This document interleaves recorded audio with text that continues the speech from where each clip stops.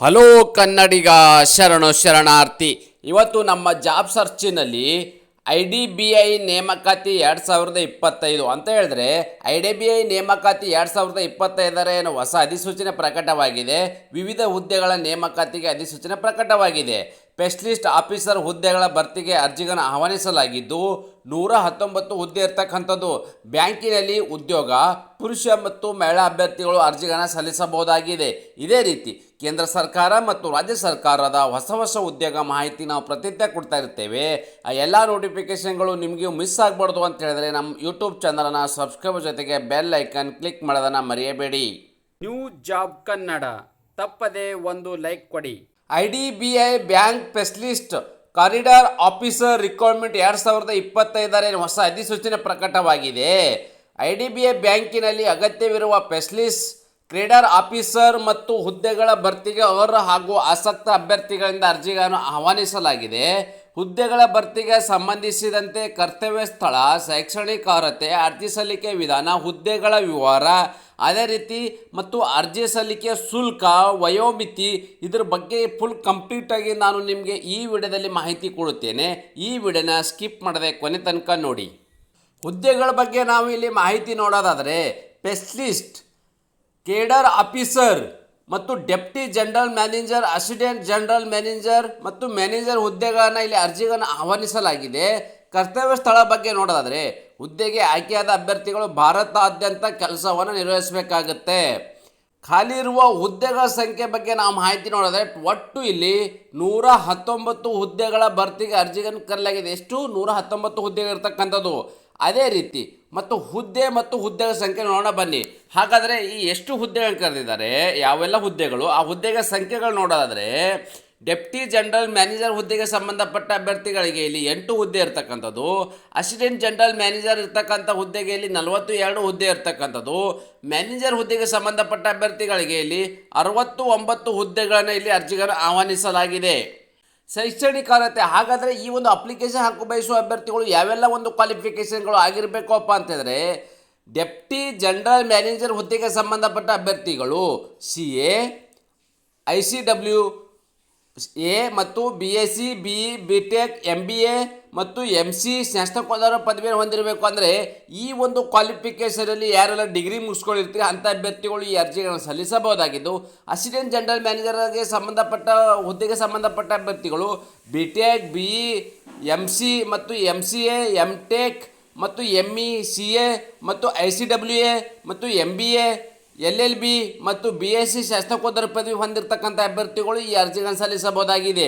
ಅದೇ ರೀತಿ ಮ್ಯಾನೇಜರ್ ಹುದ್ದೆಗೆ ಸಂಬಂಧಪಟ್ಟ ಅಭ್ಯರ್ಥಿಗಳು ಕ್ವಾಲಿಫಿಕೇಷನ್ ನೋಡೋದಾದರೆ CA, ICWA, MBA ಮತ್ತು BCA, BSc, BTech ಮತ್ತು BE ಪದವಿಯನ್ನು ಅಂದರೆ ಈ ಒಂದು ಕ್ವಾಲಿಫಿಕೇಷನ್ ಆಗಿರ್ತಕ್ಕಂಥ ಅಭ್ಯರ್ಥಿಗಳು ಈ ಒಂದು ಅರ್ಜಿಗಳನ್ನು ಸಲ್ಲಿಸಬಹುದಾಗಿದೆ ಮ್ಯಾನೇಜರ್ ಹುದ್ದೆಗೆ. ವಯೋಮಿತಿ ಬಗ್ಗೆ ನೋಡೋದಾದರೆ ಡೆಪ್ಟಿ ಜನರಲ್ ಮ್ಯಾನೇಜರ್ ಕನಿಷ್ಠ ಇಲ್ಲಿ 35 ವರ್ಷಗಳ ಇರಬೇಕು. ಮ್ಯಾಕ್ಸಿಮಮ್ ಇಲ್ಲಿ 45 ವರ್ಷ, ಮಿನಿಮಮ್ ಇಲ್ಲಿ 35ರಿಂದ 45 ವರ್ಷದ ಒಳಗಡೆ ಇರ್ತಕ್ಕಂಥ ಅಭ್ಯರ್ಥಿಗಳು ಸಲ್ಲಿಸಬಹುದಾಗಿದ್ದು, ಅಸಿಸ್ಟೆಂಟ್ ಜನರಲ್ ಮ್ಯಾನೇಜರ್, ಈ ಅಸಿಸ್ಟೆಂಟ್ ಜನರಲ್ ಮ್ಯಾನೇಜರ್ಗೆ ಕನಿಷ್ಠ ಅವರಿಗೆ ಇಲ್ಲಿ 28 ವರ್ಷ ಇರಬೇಕು. ಮ್ಯಾಕ್ಸಿಮಮ್ ಇಲ್ಲಿ 40 ವರ್ಷ, ಅಂದರೆ 28ರಿಂದ 40 ವರ್ಷದ ಒಳಗಡೆ ಇರ್ತಕ್ಕಂಥ ಅಭ್ಯರ್ಥಿಗಳು ಅರ್ಜಿಗಳನ್ನು ಸಲ್ಲಿಸಬಹುದಾಗಿದೆ.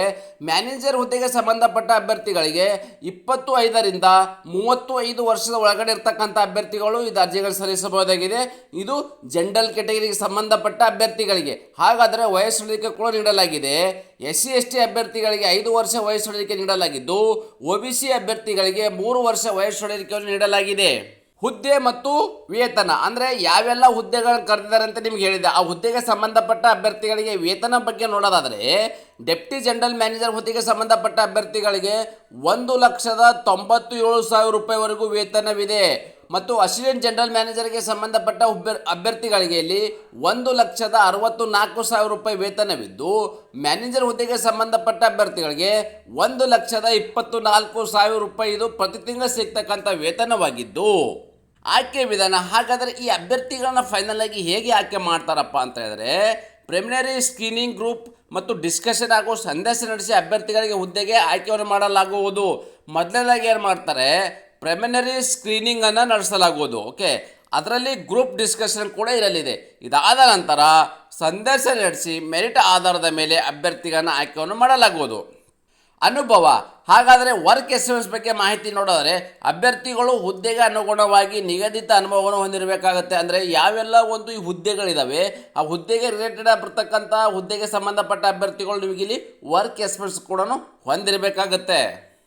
ಅರ್ಜಿ ಸಲ್ಲಿಕೆ ವಿಧಾನ, ಹಾಗಾದರೆ ಈ ಅಪ್ಲಿಕೇಶನ್ ಹೇಗೆ ಸಲ್ಲಿಸಬೇಕು ಅಂತ ಹೇಳಿದರೆ ಅಭ್ಯರ್ಥಿಯು ಈ ಹುದ್ದೆಗೆ ಆನ್ಲೈನ್ ಮೂಲಕ ಅರ್ಜಿಗಳನ್ನು ಸಲ್ಲಿಸಬೇಕು. ಈ ಆನ್ಲೈನ್ ಮೂಲಕ ಅರ್ಜಿ ಬಯಸುವ ಅಭ್ಯರ್ಥಿಗಳು ಇವೇನು ವೆಬ್ಸೈಟ್ ಇದೆ, ಈ ವೆಬ್ಸೈಟು ನನ್ನ ಯೂಟ್ಯೂಬಲ್ಲಿ ಡಿಸ್ಕ್ರಿಪ್ಷನ್ ಬಾಕ್ಸಲ್ಲಿ ಕೂಡ ಲಿಂಕನ್ನು ಕೊಟ್ಟಿರ್ತೀನಿ ಮತ್ತು ನನ್ನ ವ್ಯಾಟ್ಸಪ್ ಮತ್ತು ಟೆಲಿಗ್ರಾಮ್ಗೆ ಜಾಯ್ನ್ ಆಗಿ ಅಲ್ಲಿ ಕೂಡ ಒಂದು ಲಿಂಕನ್ನು ಕೊಟ್ಟಿರ್ತೀನಿ. ನೀವು ಆ ಲಿಂಕ್ ಮೇಲೆ ಕ್ಲಿಕ್ ಮಾಡೋ ಮೂಲಕ ನೇರವಾಗಿ ತಮ್ಮ ಅಪ್ಲಿಕೇಶನನ್ನು ಸಲ್ಲಿಸಬಹುದಾಗಿದೆ. ಅರ್ಜಿ ಸಲ್ಲಿಕೆ ಶುಲ್ಕ, ಹಾಗಾದರೆ ಈ ಅಪ್ಲಿಕೇಶನ್ ಹಾಕೋ ಬಯಸುವ ಅಭ್ಯರ್ಥಿಗಳಿಗೆ ಅರ್ಜಿ ಶುಲ್ಕ ಬಗ್ಗೆ ನೋಡೋದಾದರೆ ಪರಿಶಿಷ್ಟ ಜಾತಿ ಪರಿಶಿಷ್ಟ ಪಂಗಡ ಅಂದರೆ SC/ST ಅಭ್ಯರ್ಥಿಗಳಿಗೆ 250 ರೂಪಾಯಿ ಅರ್ಜಿ ಶುಲ್ಕವಿದ್ದು, ಸಾಮಾನ್ಯ ವರ್ಗದ EWS ಮತ್ತು OBC ಅಭ್ಯರ್ಥಿಗಳಿಗೆ 1050 ರೂಪಾಯಿ ಅರ್ಜಿ ಶುಲ್ಕವಿದೆ. ಹಾಗಾದರೆ ಈ ಅರ್ಜಿ ಶುಲ್ಕವನ್ನು ಹೇಗೆ ಪಾವತಿಸಬೇಕಪ್ಪ ಅಂತ ಹೇಳಿದ್ರೆ ನಿಗದಿಪಡಿಸಿದ ಶುಲ್ಕವನ್ನು ಆನ್ಲೈನ್ ಮೂಲಕ debit card, credit card, net banking ಮೂಲಕ ಈ ಅರ್ಜಿ ಶುಲ್ಕ ಏನು ಅಪ್ಲಿಕೇಶನ್ ಫೀ ಇದೆ ನೀವು ಪೇ ಮಾಡಬಹುದಾಗಿದೆ. ಹಾಗಾದರೆ ಈ ಅರ್ಜಿ ಸಲ್ಲಿಸಲು ನಿಗದಿಪಡಿಸಿದ ದಿನಾಂಕಗಳ ಬಗ್ಗೆ ವಿವರವನ್ನು ನೋಡೋದಾದರೆ ಅರ್ಜಿ ಸಲ್ಲಿಸಲು ಪ್ರಾರಂಭ ದಿನಾಂಕ 7 ಏಪ್ರಿಲ್ 2025 ಪ್ರಾರಂಭವಾಗಿದ್ದು, ಅರ್ಜಿ ಸಲ್ಲಿಸಲು ಕೊನೆಯ ದಿನಾಂಕ 20 ಏಪ್ರಿಲ್ 2025 ಇಷ್ಟು ಒಳಗಡೆ ತಮ್ಮ ಅರ್ಜಿಗಳನ್ನು ಸಲ್ಲಿಸಬೇಕು. ನ್ಯೂ ಜಾಬ್ ಕನ್ನಡ ತಪ್ಪದೆ ಒಂದು ಲೈಕ್ ಕೊಡಿ.